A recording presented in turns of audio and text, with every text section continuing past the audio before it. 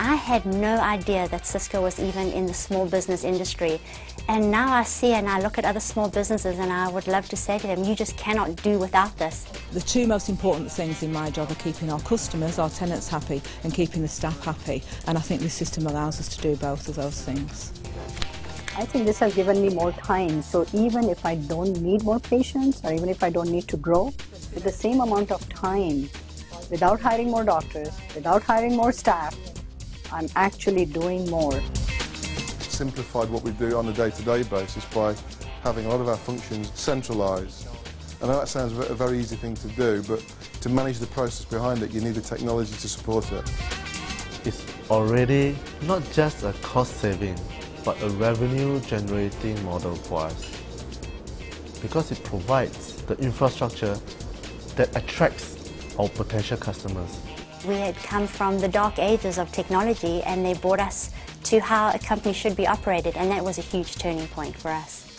Our staff had come from a situation where they had poor systems and we weren't giving very good customer service. The fact that we've invested this amount of money, it's more than paid for itself in staff satisfaction and of customer service. So we went down from 6 staff to 3 by consolidating sales administration. So again, from a productivity point of view, by centralisation, there we saved a lot of cost in overhead. I'd rather have a customer to tell me that a coffee is no good and I can replace it than a customer saying that my information has been stolen over the internet. I can't do anything about it.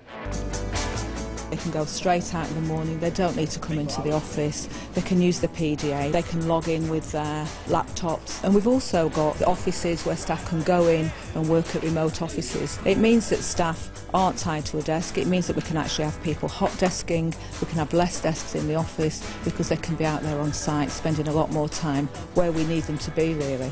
Before I used to feel like I needed rollerblades to get around and get everything done.